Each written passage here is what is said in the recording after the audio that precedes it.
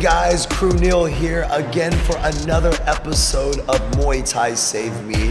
Alongside me is my business partner Edwin Lopez, and across from me we have Paul. Paul, I can't really pronounce your last name. Escarcega, no one can. Escarcega? Escarcega. Escarcega. Yeah. That sounds like you're like part of the 300, Yeah. and like you went against the Spartans. Oh yeah. And we were against the Escarcega. What? Say it again. Escarcega. Escarcega. Yeah, we're a clan in the Spanish army. So. Oh, okay. Man, try saying that 3 times fast. Yeah. No, even I can actually stumble on it if I don't like slow down and say it. Really? Because I've also always heard it mispronounced so many times. So. Have you ever had anybody, like a lady friend, ever yell you're out Escarcega? No. It's usually even in college, my name got switched to like Paul E. So a lot of people know me as Paul E. And so a lot of people don't even call me Paul now. It's just Paul E. Wow. And then whether it's Paul E. Is there a hyphen or no hyphen? No hyphen. Okay. Just Paul E. Period. I love that. But guys, Muay Thai Save Me is all about just bringing on guests that Muay Thai has impacted their life in a very awesome way, and so we thought it would be cool to bring Paul on the show. Now, if you've seen our episodes before, you'll hear us kind of mention this Paul guy. Well, this is Paul. Normally he's behind the scenes, now he's in front of the scenes, so to speak. Sure. And Paul, for those people that don't really know who Paul is, who is Paul? Where did you grow up? Who is Paul? What do you like to do hobby-wise? How did you hear about MTK? And before you answer that, he's also a member. So he also trains. Oh, did I not say that? No, Yeah. you didn't. You didn't? No. Oh, okay. Yeah, Well, yes, so. Paul is a member here. Yeah. I actually started training. I didn't train right away. When I started working here, I was always interested. I'm always been a big sports guy, and so, being able to combine, videography with sports is always something I've enjoyed doing. So, always from afar, I'm like, okay, this could be kind of a cool scenario. And then just watching it, I watch MMA and stuff like that. I wasn't always like the hugest MMA guy, but I still liked it. I always loved boxing more than like MMA. But as we all know, boxing's been kind of a dying sport, and so I've started to pay attention more and more into the MMA world. And then even when I was out in Florida, one of the guys I knew was Mickey Gall, and so I just got to learn the sport even more. So again, like as I came here and filming it, you start to see the intricacies. And then I really like how you coach, and it really resonated with me. And so that's what started to kind of like, you can only stay on the sidelines for so long if you've got any sort of competitive edge to you. And just watching everybody kind of train, I was like, man, I feel like this is something I can definitely do. And so I finally pulled the trigger probably like 5 months in, I think. Okay. And for people that don't know Paul's our videographer. He's one that captures all our content for us. And I think that's what he means by being on the sidelines. He was in the sidelines, being at fights, actual fights, and watching how me and the fighters would prep. Prior to the fights, he would hear the coaching that I'm giving, and I think that's where Paul kind of like, man, I like his coaching style. I feel like I can do this, and you kind of just came on board too in that sense. And he also plays football. And not just like, let me just go to the neighborhood park. Like, he travels. I don't know if you know that. I didn't know he was that. in Hawaii the other day. Like, he's like, I'm gonna be over there for 2 weeks, and if you follow him, he's actually fucking bashing in with other guys and actually playing football. Yeah, I'm actually I've been training. I've been increasing my training lately because I got another tournament in 2 weeks. This one's gonna be up in Seattle, but I played football my entire life since I was like 6 or 7 years old. Wow. I played in college, and but in college I performed well, but I was just injuries after injuries after injuries, and it just I spent half the time in the training room, and so it's a lot of mental toll on you. And every rehab, like, you finally feel like, oh, okay, this is my breakout, and then you get hurt again.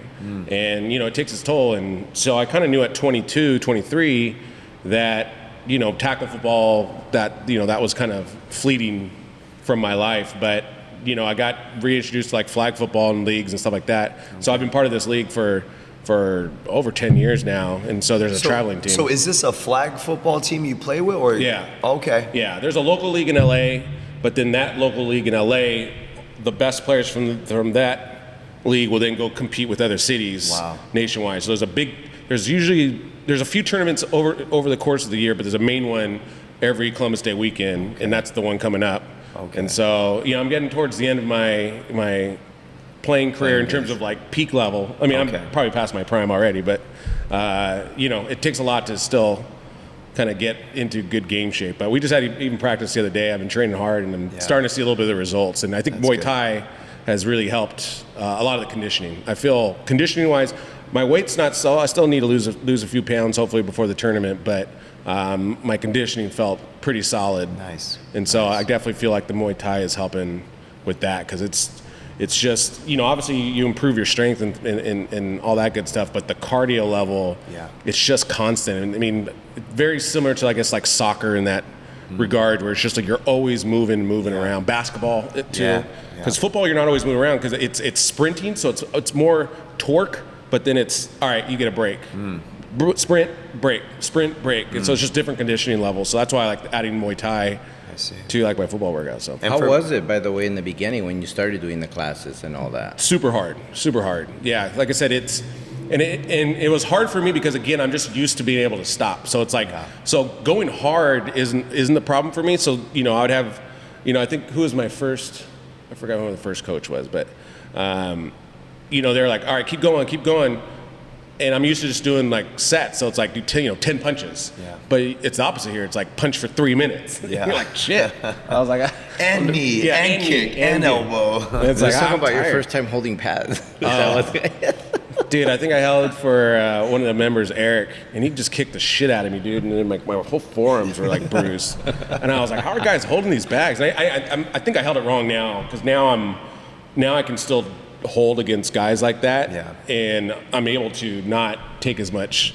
Because there's a technique to it, right? Like I've noticed, you're catching more than like taking it, right? Yeah, it's almost like catching a football in a way, because if you got a good quarterback, he's gonna hum the ball at you. Yeah.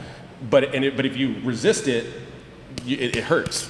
But if you receive it, then it feels better on your fingers, everything. Yeah. So, and for people that don't, or maybe just listening, not watching, Paul, give them an idea of like your size, like your height. How tall are you? I'm 6'1". And what's your weight? My weight fluctuates. It's no judgment, Paul. No judgment, guys. I just want people to know the size. Camera makes you look 10 pounds heavier. 10 pounds heavier. I don't actually know exact my weight right now, but I want to hopefully say I'm 245. Okay. I'm hopefully 245. I'm trying to get down to 235 by the tournament.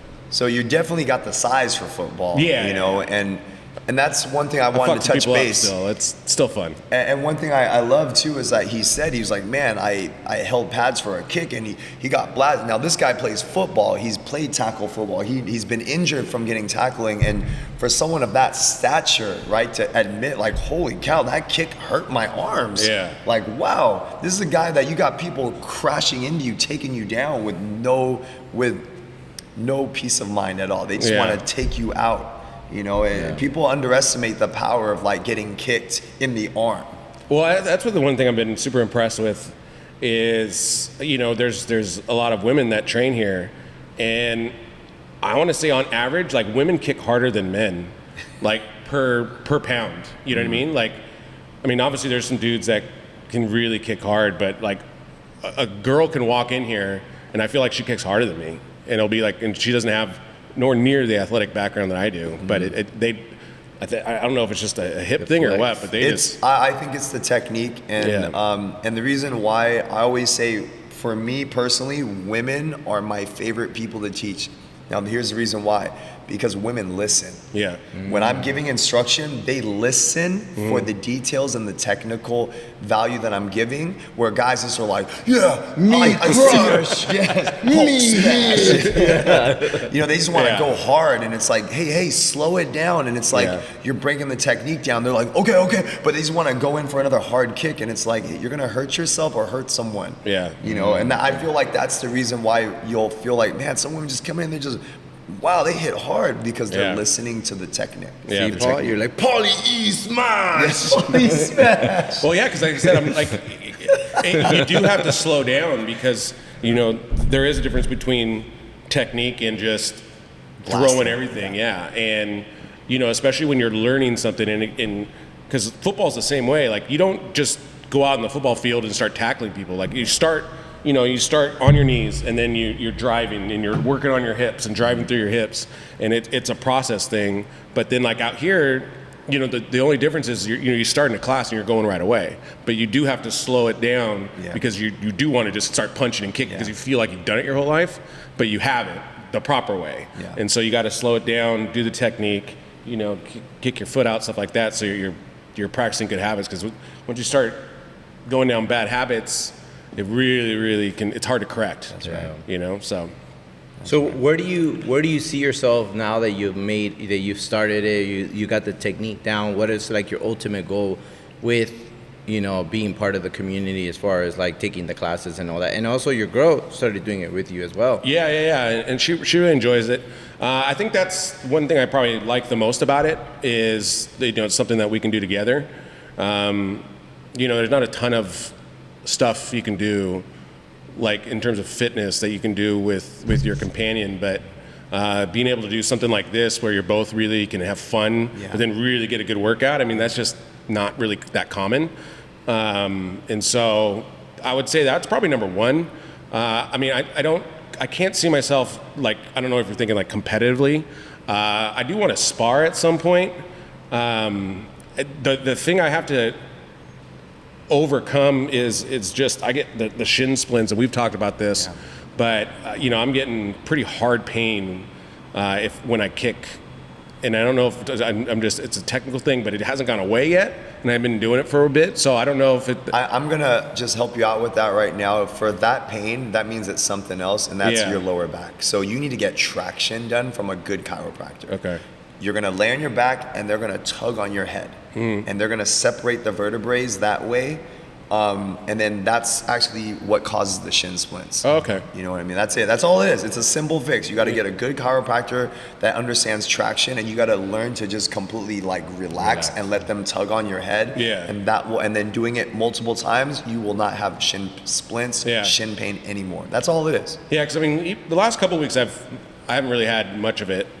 Because I think it's all connected too, right? It's like when you get in better shape, when you you know, you're eating better, all that stuff. A lot of these little things all start diminishing. Diminishing, and you just get better. Like, I mean, back pain's like the number one when you're overweight. You know, but you've also played years of football too, so there's a lot of things that are just out of whack, and you just got to get them aligned. For sure. And then continuously strengthening up your body and your core, and you'll be okay. And Paul, let me ask you, since you're obviously the man behind the camera and everything, and you're taking the classes, you're seeing the podcast, you're hearing people's stories, you're seeing the impact it's doing, but you're also filming backstage when these fighters are mentally practicing, and you're editing it, so you're feeling the actual moments live, and also when you're editing, because you were there, going towards the fighters and all that, and then being at the events. What have you learned from that, and really realize like shit what these people go through and all that? The thing I've probably learned the most is, well, at least on my end, you know, you never want to lose focus on what your actual mission is, and that's to tell a story. And so no matter what you're covering, whether it is a boxing fighter, it's someone that's walking on the street, like everybody has a story. And so your job as, you know, for lack of a better word, let's just call me a documentarian, because it's unscripted, right? So you're really trying to find the story in each person, because everybody has a story. I mean, we're learning that even today as we're shooting these podcasts. We're like, oh wow, I didn't know that about you, and you know, you can go deeper down these levels, and so you always want to try and look for those moments so that you could tell somebody's story, because really, and that's where a lot of like my passion comes from. I just love telling stories. That's why I got into this business in the first place. And so, you know, whether it's with David on the day of a fight, whether it's with Kru, I want to find that story that's going to connect and resonate with audiences, because that's what makes all this stuff compelling. Because if we don't have a story, if we don't have anything like we're fighting for, stuff like that, then it's just generic. You know what I mean? But you're going to care more about David when you know his backstory, and then you know what he puts his body through, you know, than if you just see him fight and he wins and it looks easy, then it's like, oh, okay, cool. But we love conflict. We love all that good stuff. So it's my job is to create, not falsely, because I don't believe in that. You know, I don't want to be like one of those fake news type media person. I want to create true, genuine conflict and find true, genuine stories and bring that out and enhance that, so that people go like, dude, I want that David guy to win November 11th. Make sure you go check it out. That's right. At the Commerce Casino. That's right. But you know what I mean? Like that's always, whenever I get behind the camera, that's where my mind goes. It's like a mystery almost, because you don't know the path. Do you get anything from these stories though? When you're saying like how you're getting these stories from people, do you get inspiration from them? Do you learn something from telling people's stories? What do you get out of that, like personally? I don't know if I necessarily, I mean, I think you learn, of course I think you learn something from everything. I'm always a student in everything. I think, again, for me, it's wanting to help build that story, because I always feel like that's my role, right? And so that I enjoy, because like me specifically, like obviously you record somebody on camera and then it's just dead tape, right? But then there is an art to now making that a compelling piece of media that people want to engulf, right? And then you know, even on the distribution phase, like that's a whole nother level too, right? So I just enjoy taking this raw footage and this raw story and then making that compelling, so that someone's like, oh man, that person's now inspired. And so that's, I guess, part of the process that I enjoy the most. Like I really love doing like the fight night series and the fight camp series, because again, you're going behind the scenes, but then it's taking your coaching, right? But then it's trying to find that right angle. Oops, hopefully that didn't move. It's hopefully finding that right angle, but then combining it with the images, the music, and all that stuff, and then making something where your skin kind of boils up, because that's always been my technique as a filmmaker. Like if I don't feel anything from it, I can't expect an audience to feel something. So like I will keep working on something until it's like, oh wow, okay, that was good. I try and keep it simple. I'm not trying to necessarily please other people. I've always tried to please myself first, and then other people will come. But if I don't like it, how can I expect someone else to like it? And then I'm just very hard on what I like, because like if you would see some of the drafts that I have before the ones that the final ones come out, there's just something missing from it. I don't know what it is yet, but I have to like figure it out. And so I love that process, the problem solving. And have you had stories that you've created, at least with the podcast, where you just was like, fuck, this really touched me? Oh yeah.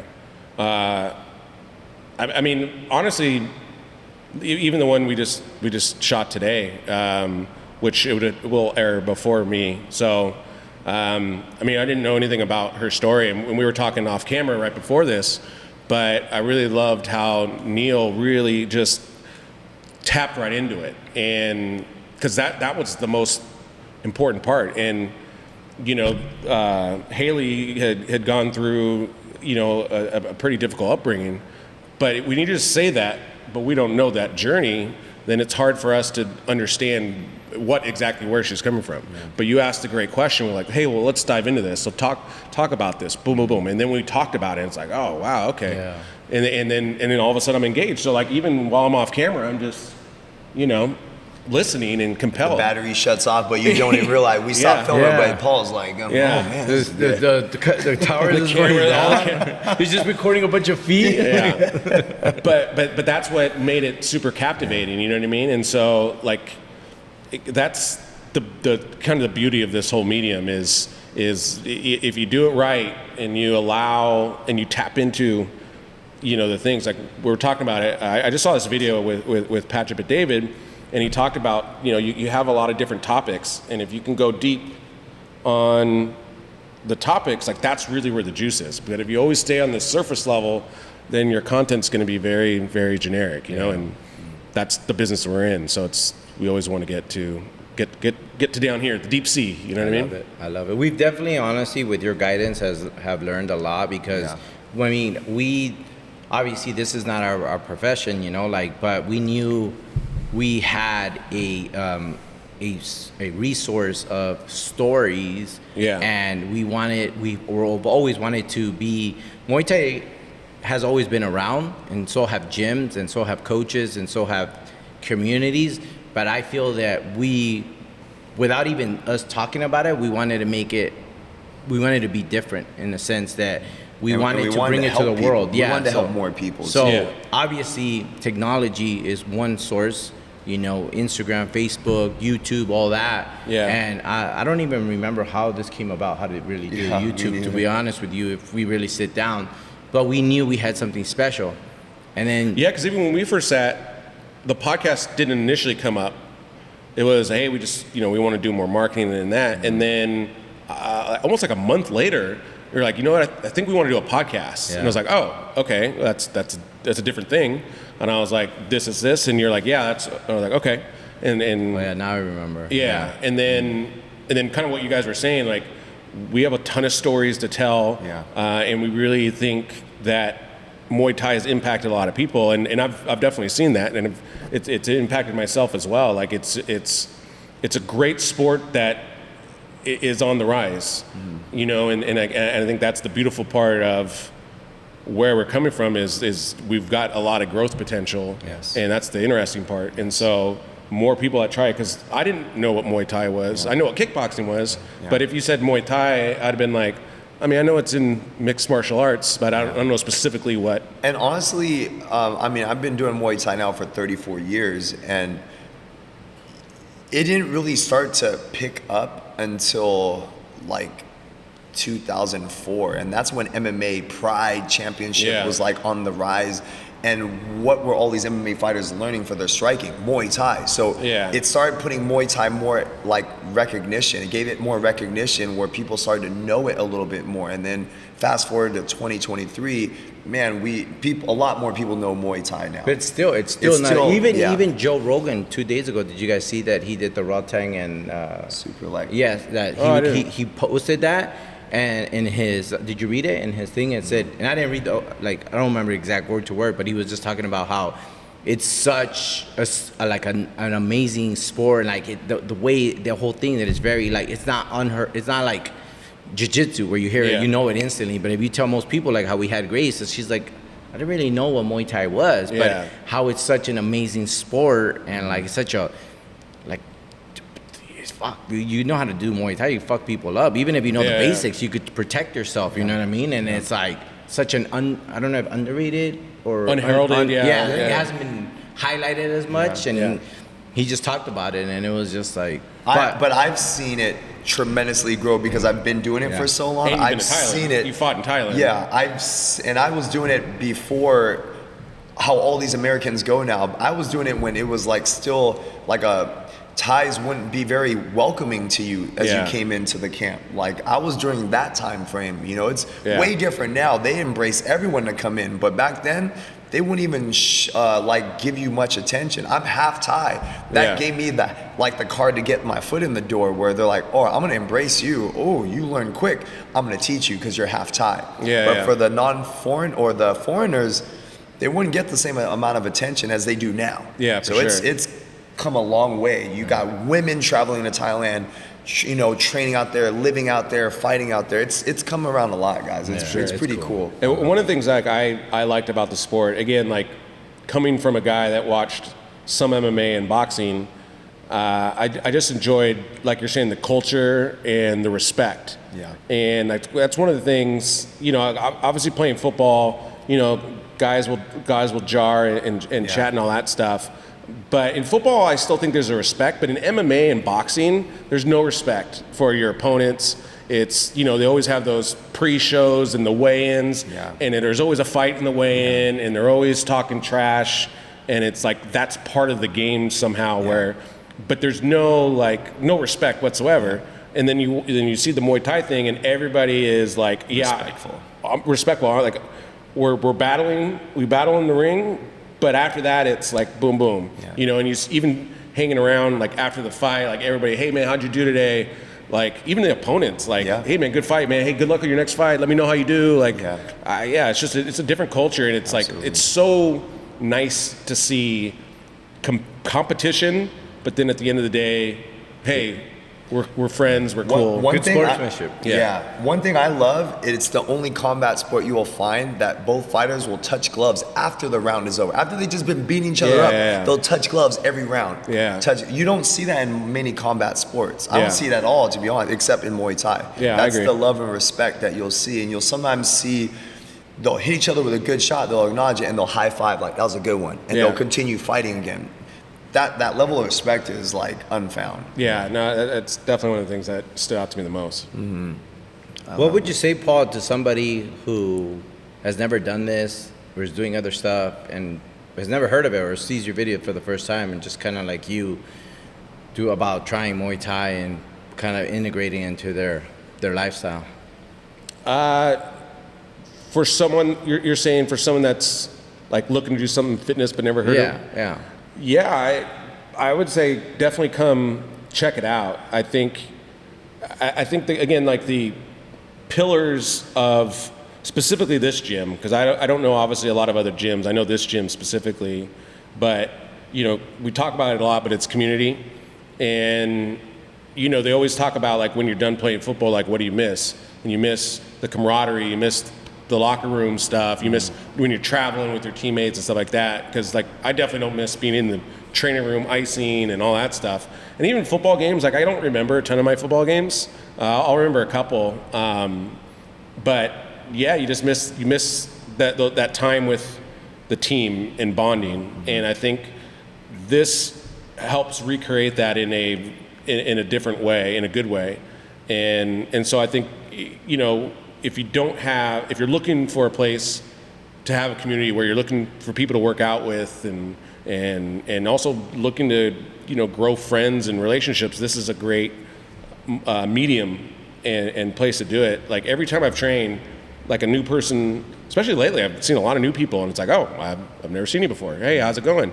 And you meet and you train, and it's like, hey man, like, I don't know, you already have a bond because we're kind of, you know, blood, sweat, and tears, that whole mentality, right? So it's like you already create a bond right away. It's like, and you're trying to push each other because we're all here to get better. You know what I mean? Like you don't obviously come here to, like there's no half-assing it here. You know what I mean? And so like you just create that bond with people when you're here.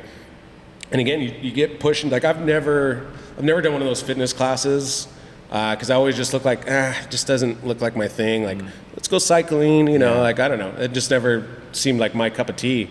But that's why I still do the flag football thing, because it's like you still get those moments. And that's just like one of my biggest takeaways from playing sports in general is that brotherhood and that bond that you make. And so here, I definitely already feel that in that community. You know what I mean? It's like right away, like even Nicole was like right away, like, hey, Nicole, you know, everyone really welcomed her in, and it's just like that. You know, nobody does that to me at 24 Hour Fitness. You know what I mean? I go there, nobody says hi. Nobody, I mean, the front desk people do, of course, but maybe, right? Maybe if they're paying attention. If they're even there in the front desk.